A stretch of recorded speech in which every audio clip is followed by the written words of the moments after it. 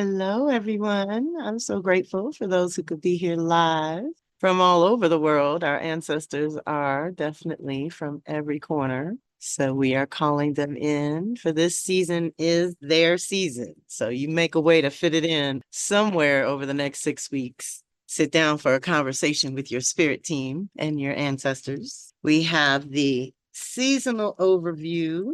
So we know that this is the 8th of 8 sacred seasons in the year. That brings us to the edge of closure and initiation of the new year. So this is the zone where we look at everything we've been able to cultivate over 2025 and start thinking about what we want to bring in for 2026. And hopefully you find that time for that conversation and to ask the ancestors how to proceed on both, how to integrate all that you've learned and created and cultivated and anchored this year, and how you can prepare for what's coming next year. And as your personal astrologer, I'm here to tell you next year's energy by spring is going to be all new territory. We're going to have the frame of reference of the past, but we're not going to be living in it anymore. So we want to be super present to how we're shifting from a lot of earth and water energy, which is very primal, essential needs. We can't live without our earth and water. And it's shifting to air and fire, which is just as necessary, but completely different modalities and ways of getting things done. So we want to be mindful that the elemental shift is going to be pretty impactful, let's say, in the new year come spring and summer. As we get used to it, we'll have to lighten up with that air energy, and we'll have to be responsive and instinctive with our fire to know when to create and when to destroy, and to know how to channel our own energies that way. And so tonight we're looking at closure and honoring the ancestors and honoring your spirit team or invisible team, those that you rely on, or your instincts and your own instincts and intuition and empathy, your ability to feel what's necessary and then make those right moves. It is Scorpio season though. And so we always look at this as a time of connecting to that Pluto energy of sacrifice, making sacred. It's not really a bad thing to transform, transcend, go to the next level. That is natural in the annual year, which is what we're getting together on, but also poignant in all these other cycles that are culminating as we speak as well. Like I said, that new energy that's coming in for 26, we're at the tail end of the end of Pisces, which is the end of the zodiac, which is the end of these bigger cycles that are affecting us on personal levels, social levels, and collective levels. So look at where you're willing to sacrifice some of your skepticism for critical thinking. We want to clear out, give to the fire, the fears, and call in that deep, honorable love that you are made of, giving doubt, any self-doubt and doubt in anything, and exchange that for faith. We're going to release poverty consciousness to bring in that abundance or prosperity consciousness. We're going to let go of groundless, low self-esteem. The culture would have you feeling less than every 5 minutes if you gave in to what they pushing. But you know who you are and you know what you're made of. And we're going to call that in from the root. The beautiful thing about Scorpio time is the purification that's possible. And the last one is false pride for true confidence. So being yourself, learning to love yourself. One of the things about the gates of power we want to keep in mind is there are 4 little points in the year that are the midpoints between the shift of the seasons, winter, spring, summer, fall, where all the activity and choices and movement and things have been going on. We just had fall equinox. Now we're in Scorpio gate. So we are either anchoring permanently or releasing permanently based on the new relationship seeds we just planted and the new recalibration of balance within ourselves so that our exchanges with others was more balanced. So now we get to go to that conception point in Scorpio to dream up the new year, the new creative project, the new level of consciousness, that whatever you're calling in for the new year, the new part of you that you're bringing to the surface, that's all part of this Scorpio purification, rebirth energy that we can tap into and co-create with. Just acknowledging what's done is done, the end of an era, the end of the way of doing certain things. Let's just accept, and instead of being upset about what it's not doing, to really give yourself some room to tap into what's good about it. How can this serve you? How can this help you do something you always wanted to do, but it wasn't even possible until now? And so we're going to have to be very creative with that new air and fire energy. That's what it's going to wake up, is your creativity and your ability to stick and move, to move with what's happening in that moment. But I like to look at that as also being responsive. And so if we're grounded in our bodies and our systems are operating at least optimal levels, then we can respond to whatever life is throwing, right? And we can cultivate good boundaries, which is what the last 3 years have been about, is setting up your boundaries in new ways, recognizing that this technological world will invade your boundaries if you don't set them. They're not going to set them for you. You have to set them like, this is my scroll time, this is my computer time, this is my phone time, the different technologies, and then take a time out. And this is the season to time out, because this is when the ancestors and your spirit team are trying to communicate with you. And if you got too much stuff going on, you're not going to hear the true messages. You're going to hear them through other filters. You're not going to, perceive correctly. And we don't want to do that. So let's let go of what's done and what hasn't worked or hasn't taken root or didn't thrive this year. We don't say that it's over forever, but we're going to set it aside in terms of investing resources and things like that, so that we're not pouring, good energy after bad. We want to think about the closure of, like I said, that annual cycle, and then 10 and 20-year cycles, 30 and 50-year cycles. We could go all the way up, but let's stay there, right? And think of how much you've learned and how much you've grown and what you've been able to integrate into your practices that have made you stronger and helped with those new boundaries being created so that they function for you. Not necessarily, it's not easy for other folks to deal with sometimes, but if it's helping you stay sane and healthy, then that's the way to do those boundaries for sure at all times. And then our chart gives us a really interesting layout this particular time. We have the fire on the firehouses and the water on the water houses. So these are our ancient patterns being transformed and transcended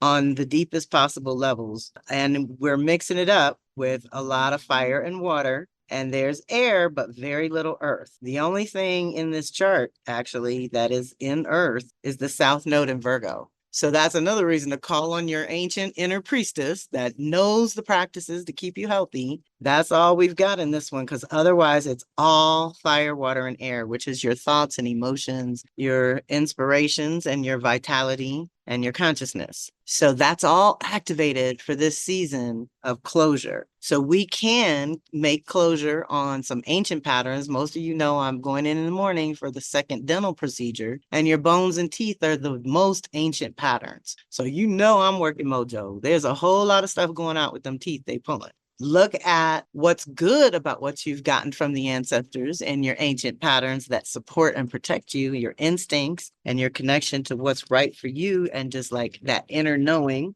of what that looks like and feels like, so that we're not always in our heads about what we think it is. But Scorpio on the home base does bring up the self-preservation piece. This particular season, go inward for you first, then expand for the family, the ancestors, and the patterns that you'd like to either break or anchor in some kind of way, and then go for the world as the third thing. So it's you, the family, and the world. Being able to know that the healing work or the integration work that you're able to do, the learning and the self-mastery, unlocks things for so many others without you having to do a thing for anyone but you. So staying on lock there, the reminder about those gates being in between our seasonal shifts brings us back to the self-love, self-worth, self-esteem things that come up with Taurus, Scorpio, and Leo, Aquarius. So this is also the season to go inward about your worthiness to live in a comfortable, protected, safe, whatever setting, however you define your sacred space. What does that feel like? And do you feel truly worthy of having that space set up the way you need it? And then your unique contribution and learning to shine your light in new ways. That's going to be some of the new practices and protocols for dealing with air and fire. It's all this communication and expression and creativity.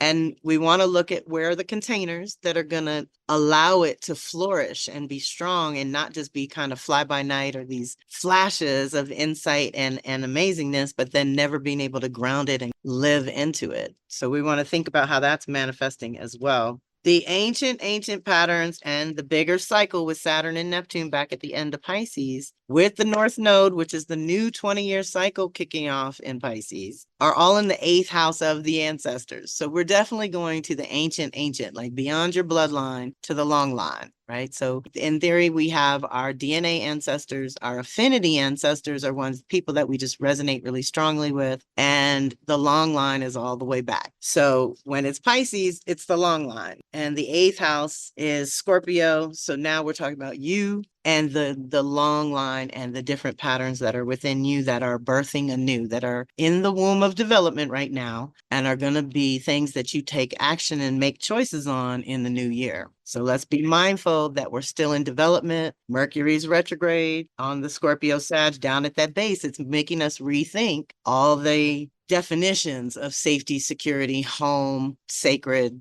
all of that. And how much of it do you absolutely have to have and how much is optional, right? I've been thinking a lot about that. There's certain things I have to have for my sacred practices, and there's certain things that are optional. And I'm like, okay, I can work around that, but not everything. And so it gets a little tricky sometimes. What I'm loving about that too is you can ask your ancestors, and this is where you pull your own cards. We're going to play with cards at the end tonight, but you pull cards, or you do the I Ching, or you use your pendulum for yes or no, things like that, where whatever you're thinking about, that is, if it's deep closure you're working on, then you ask for their assistance and their support in navigating that ending, right? And that closure, and to do it in a healthy way that doesn't create more karma for you to clean up later. And then you start moving toward what you're calling in for 2026, and you start asking them and your oracles and things for the confirmation that you're on the right track. Like, this is where I should focus my energy and time and resources, and get your confirmations. And that's going to be the biggest communication thing I think we should cultivate the most, is communicating with our higher self and our spirit team to be clear in the moment that whatever life is presenting, we can respond accordingly. But if we're distracted or we're overwhelmed, the circuits are blowing, right? And we can't process everything that's coming at us all at the same time,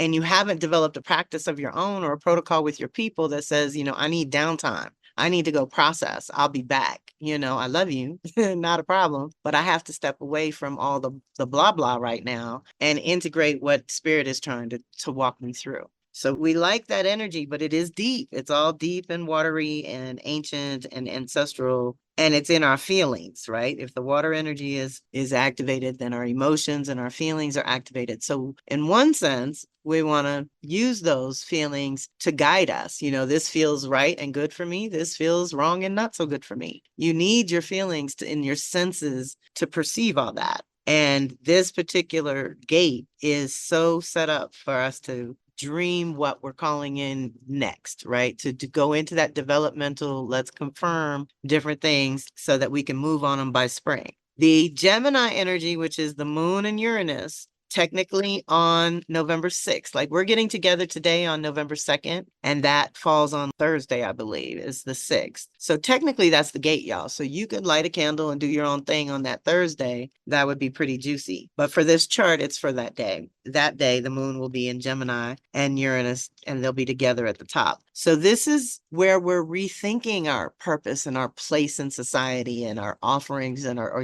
unique contribution to the world. It is time to reevaluate. Some things you may want to build on, and some things you may realize that it took so long to manifest them that they're kind of obsolete now. We don't, that's what happens with manifesting. We want something for so long and we finally get it. And by that time we're on to something new and we want something else. So be patient with yourself and your higher self and your right timing and right action, which is the biggest thing and the best thing to be mindful of in that case. But we're trying to get some new ideas there. What does that look like? And what does the community look like that you manage for yourself that supports you? And then what are the other communities that you take your little bridges out to at other times and contribute to other communities, right? Jupiter in Cancer in the 12th house is just telling me that another thing that needs to go into the fire is holding on to the past, right? And holding on in a negative way, not in an honoring way like we do for the ancestors this season, but in a way that you are holding on to hurts and pains. So what's coming to mind is my mother had a really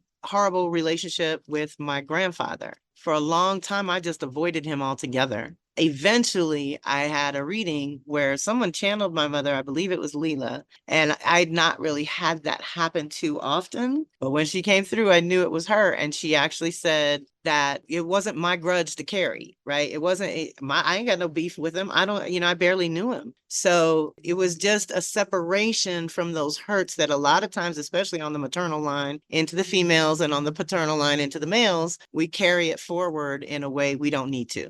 That's done. We can be the one that broke that pattern and stepped into the new way of functioning. And I think we're being awakened to any part of the subconscious that's undermining you in that way, where you may be exhibiting the ancient negative patterns of your DNA line, maternal or paternal, doesn't matter either way. And ask your team to help you with the release work that's necessary so that you can tell a new story, which is Jupiter's job, to show you all the lessons and the blessings of growing up in that family, and then taking the good of that and applying it to your dreams to go to your next level, and letting go of the non-essential and the old aches and pains and violations and things that may or may not have even happened to you, but you carry in your blood, right? So that's what I think of with that. And so our chart is pretty juicy, all things considered. If we can heal some consciousness and transform our day-to-day, Pluto's in the 6th house. So we are going to have to think about new rhythms and routines just because the world is moving in a different way these days. So if you want to get certain things done,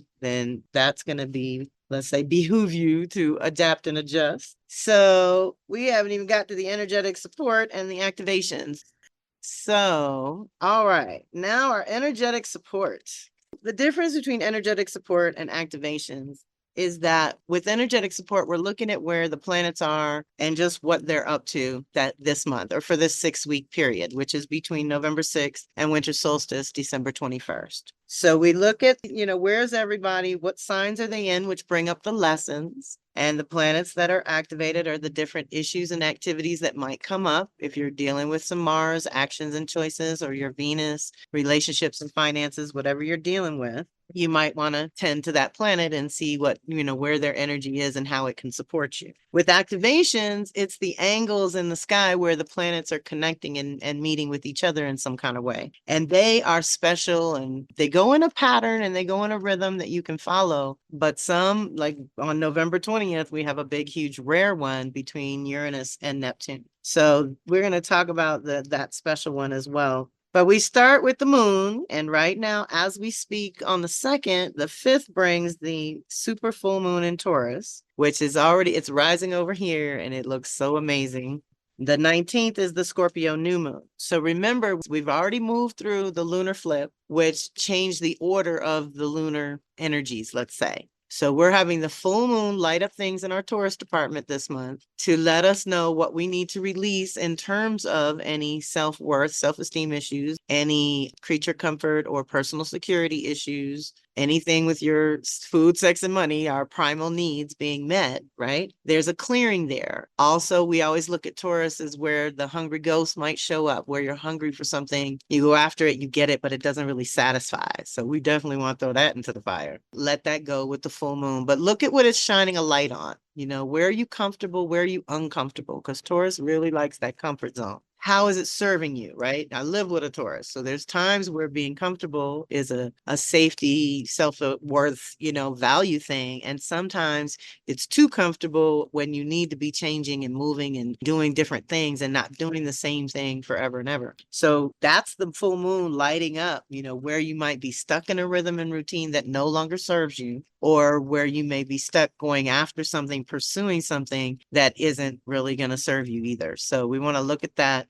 Any excesses, feast or famine with Taurus, right? That's what the moon might be lighting up as well. To clear out for our Scorpio new moon intentions is that conception of the new, going to our soul self and asking what the soul is here for. Okay, for this brief little blip on life screen here, we have, if we're lucky, 100 years to come and facilitate whatever evolution of our soul we are supposed to be doing. And a lot of this stuff out in the world ain't got nothing to do with your soul. So each year at Scorpio time, we get to go to the soul and ask what it means and get its vote for the year. So that's a good place to reconnect to the soul, reconnect to your own power, right? So it's super autonomous. Scorpio part is your soul, your individual. No one can control that, can hold that or violate that. That's all you. So it's the purest part of you, basically, your purest part of you. And the power that you have access to there that we want to activate to channel properly into 6 months from now when we have a Taurus new moon and we're planting seeds of the physical life we want to live. It will come out of this root. It will come out of this void at this time where we go in and say, I am worthy of this, this, and this, and I want to manifest this by spring. And I've got 6 months to put the pieces in place so that I can see it and measure it and know that I went from 0 to here and I built something. With that Taurus Scorpio, it's our power to conceive and then our power to create it. We go back and forth with creation destruction because every physical thing we make has kind of a life of its own and it has to run its course, but eventually has to be replaced because physical things break down. So this is our time to go into the soul self and look at what's going on. The super full moon means that it is brighter and stronger and the pull is deeper. And so you're really going to feel it, especially if you have Taurus, Scorpio, or Leo, Aquarius energy, right? That lunation is powerful and personal. And if your moon is in any one of those 4 signs, it is your personal moon of the year and of this month. So going within and then knowing that coming through December 4th is the Gemini super full moon. And December 19th is Sag new moon. So we're going to get together again on the 21st. That Sag lunation will sort of be coloring it, but I want to give you a heads up here because once we come from the soul and Scorpio and we go up into fire Sag, we go into our consciousness and the expansion of the possibilities because we've renewed our soul, because we've let go of the past, because we've done a purification and created space for the new. Now we can dream it up. We can activate our imaginations, and in a full moon preceding that new moon of telling the new story or seeding the new story, I should say, then we want to look at that Gemini full moon for clearing out the mental clutter and letting go of mental patterns that don't serve us or language that no longer serves, and be more mindful of how we're expressing ourselves or how we're communicating. And we already know the ruler of Gemini is backwards in Scorpio Sag. So it's all connected. So we're even doing the deep dive with Mercury to really examine our soul and spirit connection, our connection to the body and this lifetime and this earthly existence, and the consciousness that knows we're eternal and we have many more lives to go, right? So for the moon and guiding your day to day, it's very soul and spirit. And then what does the culture do? They want to have holidays and madness and chaos and all,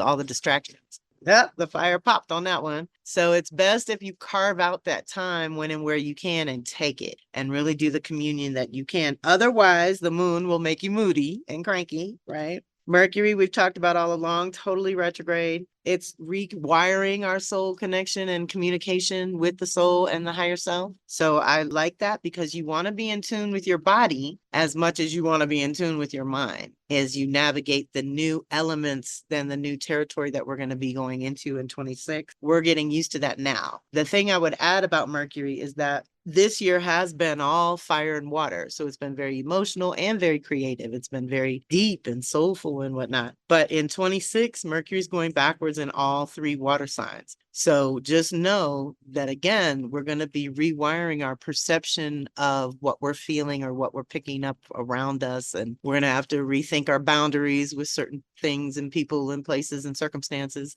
And just know that that can make folks pretty emotional. Like the last time we had all water, Mercury retrograde, was 2019, and that was COVID. So we're 5 years out of that and almost 6 years. And you want to look at how Mercury, how you think and communicate and express, and your ideas, thoughts, and concepts has evolved since then, and how you might want to, because of the world triggers and whatever you want to call it, a lot of people have been very emotionally reactive. That's that water, fire, combustible combo, right? So when we go to just water, now we want to think with our feelings. Like, what am I feeling? Is this my feeling or someone else's that I'm picking up? Activate those filters. Ask yourself questions first. Is it me? Is it something that I have to adjust so that I don't have to have this experience if it's something you don't want? Or giving that gratitude and validation to, I was wired, I was connected, I was instinctive, and I responded correctly because my mind and feelings were talking to each other, right? So when Mercury goes backwards, we're going to rewire that communication in the new year.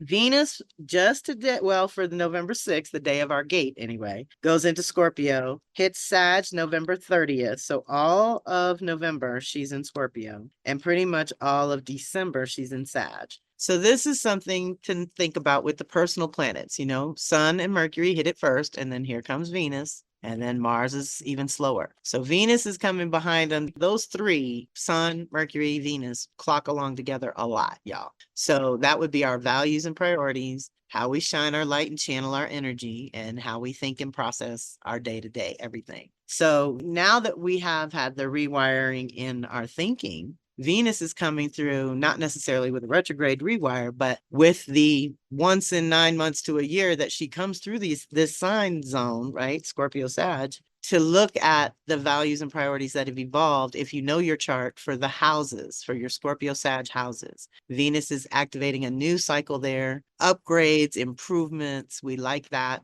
And getting back to what's important to you, right? Where sometimes we can get a little off track and we're chasing other things and stuff gets pushed to the back burner that's actually really important. When Venus comes back, and especially Scorpio and Sag, we're back to that soul and spirit connection. What's really important, where your relationships and resources are concerned. This is the time to renew that, let's say. That's her new beginning there. And Mars, as of November 4th, is in Sag till December 15th, when it'll hit Capricorn, and it doesn't hit Aquarius until January 23rd. So for our 6-week season, it's pretty much in Sag Capricorn. Now Mars is different because now we're talking about our actions and choices, how we move in the world. And this is only here every 2 years. So it's been a minute since it's traversed Sag Capricorn zone of your chart. So it's bringing energy and it's awakening and bringing vitality to that zone and to any planets you might have, helping you reset who you are and what you want in those departments of life. Let's say the houses are the areas of life where these energies are being activated.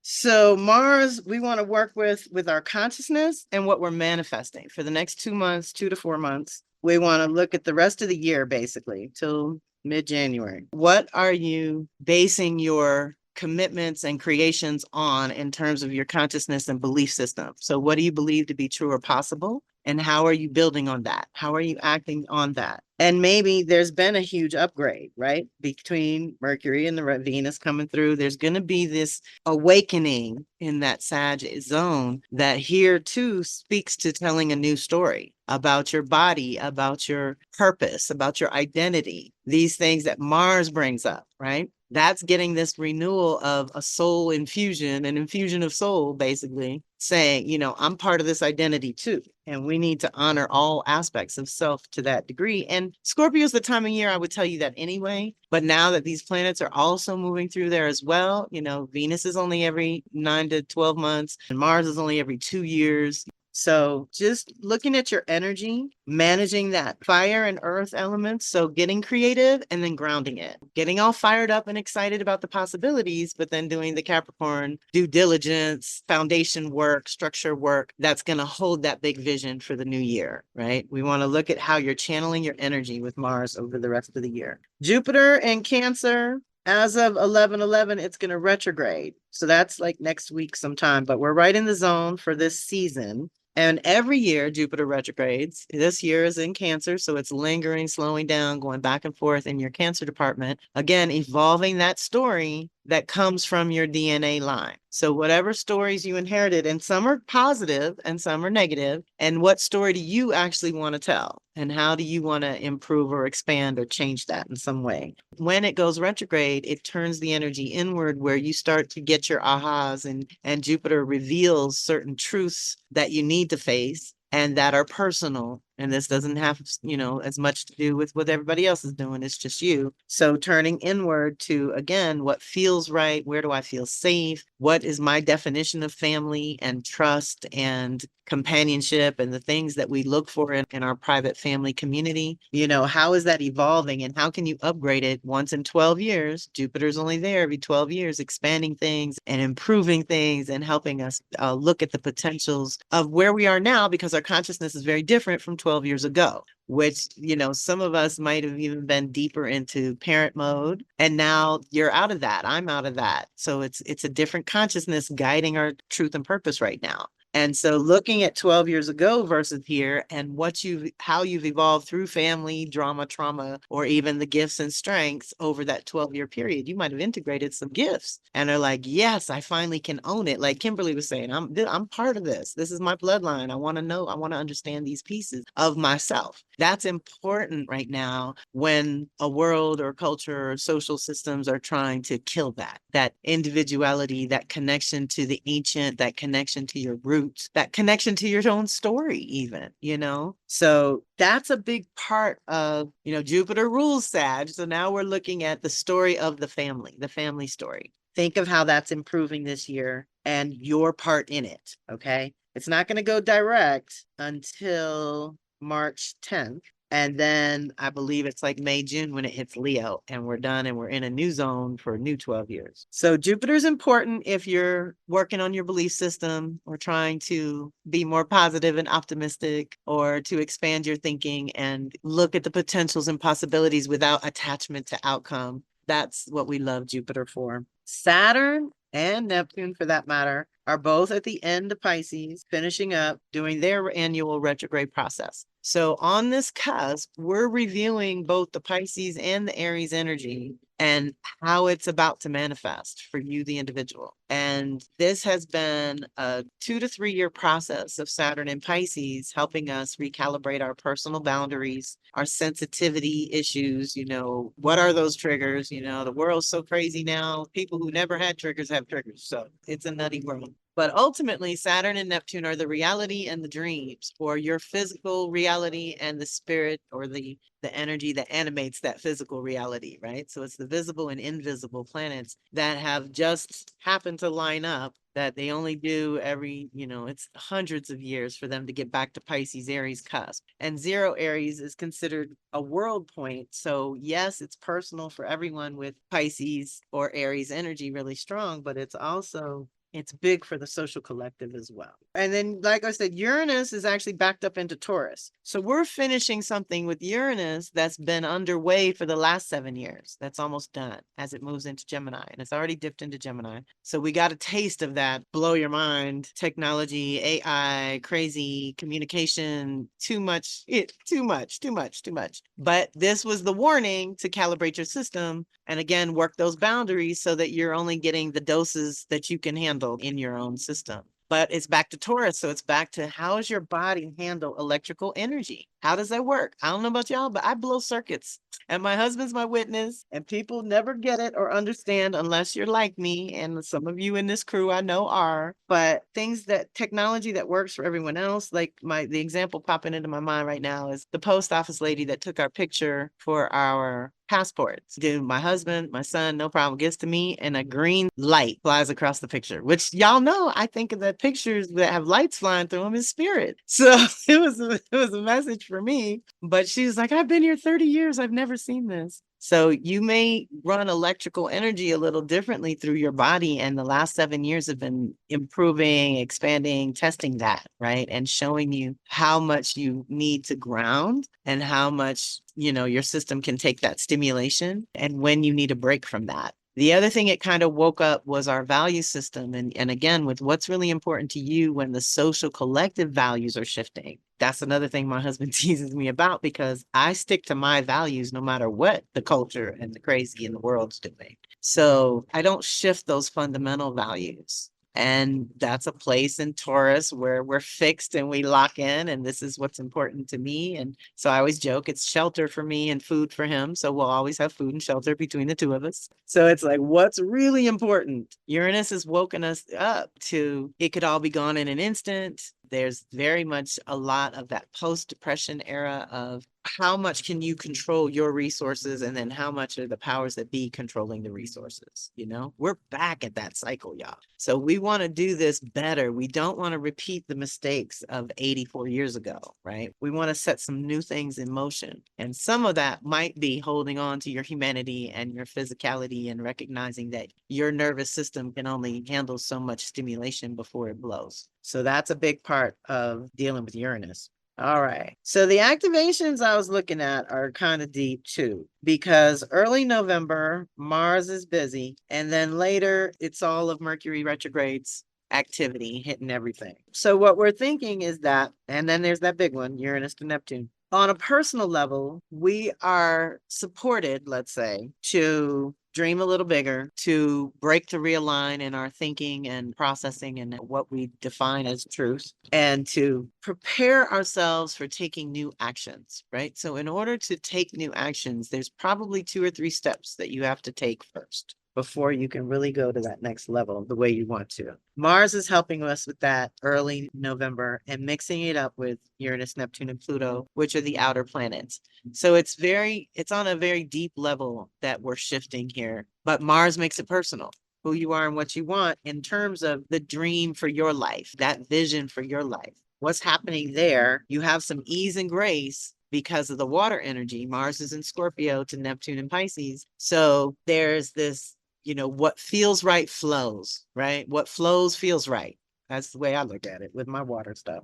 And then the other part is Sag Gemini. Now, after Mars moves into Sag and gets into fire, it mixes it up with Uranus and Pluto, the change agents in air. So we're changing our mental landscape completely, like rebirthing the whole thing of what we see and what we feel and what's real and what's not and how we live with that. This combination of human and technology, this hybrid of that we have to navigate is kind of weird to me, but it is what it is. Here, I would use this though for inspiration, for changing your energy in a way, like doing something different so that you can activate more vitality in your physical body, and then practice with the positive thinking, and making corrections in the moment when things aren't what you want them to be. Then it's, how is this perfect? Or when you have a negative thought, then correct it with a positive thought. A lot of that goes into that Mars and Sag. It's like what you believe you're going to act on. And so we want to believe the most positive, optimistic outlook that we can have. And at the same time, know that Uranus is insisting that we change something, to change. Like, I'm feeling that push in a big way from my work side of things because I've done the same thing for 30 years. So my full Saturn cycle is done with the work with karmic tools as well. So I'm thinking about, what does that look like when Uranus zaps all that and changes everything?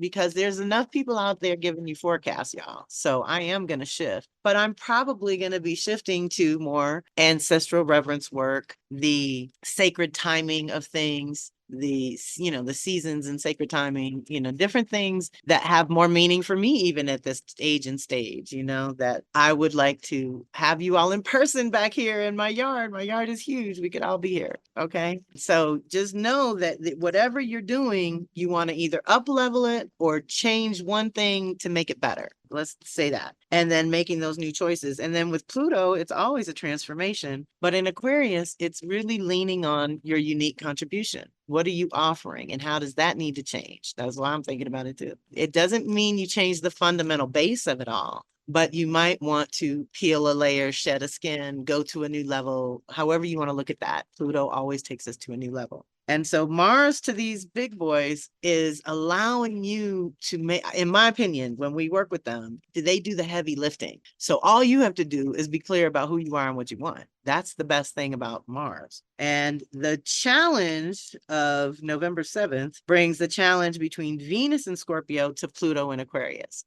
So the challenge now becomes, okay, our thinking has changed. Who we are and what we want has changed. Now the values have changed. What does that all look like with our relationships and resources?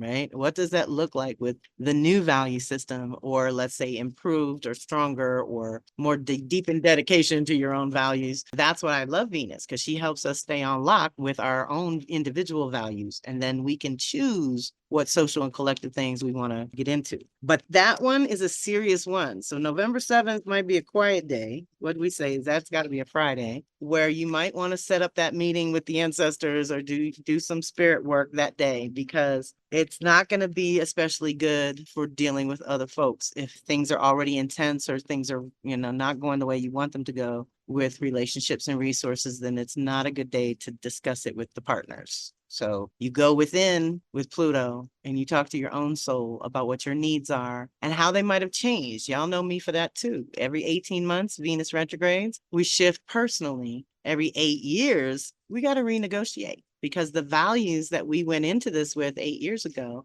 are very different from now, here and now today. So this is a personal pivot that's aligned with the sacred season, that is going deeper and immersing us even deeper in ancestor season. So like I said, when and where you can throughout November and December, get those pockets of intentional solitude so that you can do some of your sacred work or get your confirmations or ask your questions or do your journaling and things like that. So our actions and choices change because our values have changed. And then at the end of the month, because, throughout the whole month, Mercury is tagging stuff. So it actually links up in an initiatory way with Mars and Scorpio. So that's that new conception of who you are and what you want is so powerful. And what you think of that, how you think about yourself being reborn at a new level. It will actually link up with Mars again in Sag as another initiation. So this was what was kind of cool about the Mercury retrograde, is because of their speeds, we get an initiation in Scorpio to think differently in big ways around your identity and purpose, and in Sag. So Scorpio and Sag are getting a huge infusion between Mercury and Mars. So that's your ideas and actions, your thinking and actions. And we want that upgrade, but we want to include the soul and spirit, right? In how we're moving, let's say. And the trines are all the water energy. All the ease and grace comes with Mercury and Scorpio to Jupiter in Cancer and Saturn, Neptune in Pisces. So again, with the flow, the free flowing of communication, if you are communing with the ancestors, just let it flow. Don't attach to any of it right away. Like I've learned that after all these ancestor seasons and things, that I may have my own ideas of what I want to talk about or whatever, but the ancestors have their ideas of what they want to talk to you about. And so a lot of times you have to just open the receivers, turn the receivers on, and start taking notes of whatever's coming through, even if it doesn't make any sense. It's kind of like when I don't know how many of you did water gazing with Yeye, but when I water gaze, I get all kinds of visuals that I write down, but they don't make a lot of sense in that moment. And then later, when I'm reading my notes, it starts to make sense. So there's going to be some of that with the Mercury retrograde deep dive into Scorpio, right? Where we have to dive into our soul and our feelings and how we feel about certain things. But then when it hits Sag, it comes back to Uranus, Pluto, and even to Mars with that new beginning. So that is the change part, right? That's definitely the change part. It's retrograding in Sag, going direct in Scorpio. And we want to change something about the story we're telling or what we're believing to be true or possible. That is what's evolving right now. And so the better you do it at consciously changing that, the less victimized you'll feel about other people trying to influence your thinking, let's say, things like that. So that's our activation. Uranus. No, we got to do the big one. The big one is November 20th. Uranus in Taurus to Neptune in Pisces, 29 degrees. This is the second one of 5 hits these two are going to do. All 4 of the other ones are in Gemini to Aries. So most of it is fire, air, but this one dipped back. They both went backwards and they ended up in their respective signs of Taurus and Pisces again. So this is a big social collective movement type of energy, right? This is moving things along, but earth and water is our body and soul. So a lot of it we're feeling very personal right now. It's going to shift and it'll be more air and fire. So it'll feel a little more expansive, I think, once we can find the the positive aspects of change and the new beginnings and all that. But the opportunity is the same. The sextile, the good angle, the positive angle allows us to gain traction in changing our consciousness around our body and mind. That's Uranus, Taurus, and Gemini, and around our beliefs and our spiritual practices and how we, or if we, commune and connect with our spirit team on a regular basis, right? So Neptune in Pisces has got to be the ultimate spiritual, priest, priestess, nun, monk type of energy where you're just completely devoted to God, right? And spirit and all that is, and you feel one with all that is. And we love that, but you can get lost in that. That's a lot. So when we go to that collective soul or that collective womb that Neptune represents, then we look at what's birthing in the collective and how does that affect you in your Pisces, Aries departments, right? What's been dissolved and released and cleared, or how have your beliefs shifted over the last 14 years of it being in Pisces? So for example, I have felt a little bit of drowning energy, like it's too much, it's overwhelming, it's heavy. It's the whole world. It's not just one person or one family or one issue. It's 20 million issues and 20 million people. That's overwhelming for my system. The minute Saturn and Neptune hit Aries, I felt better. The minute. I loved the little introduction we got because it allowed me to breathe again and see possibility again and not feel like I was drowning. Now, that's just me, but feel what the energy has felt like for you for the last 7 to 14 years. And I've had a lot of magic in that time. I've had a lot of flow. I've had a lot of creativity. I've had some amazing spiritual events and things, these things, the mystical happenings that have happened. That's what also amped up with Neptune and Pisces, that mystical, magical aspect of life was more prevalent and things were more porous. Things could get through. The veils were very thin, right? But now we're going to have to birth some new energy with the fire and air. So enjoy it. If you like the water, earth energy that they're dipping back into this way, look at how micro to macro, what is changing for you, but then how does that look and how it's changing for the world and vice versa? How's the world changing and what does that look like for you? Anyone want to chime in on the activations? Personal planets, all personal right now, because that's definitely Mars to Venus to Mercury. Other than the Uranus-Neptune contact, it's all very personal. So I would say, definitely keep that focus as well. Peace and love, everyone. Thank you. Thank you.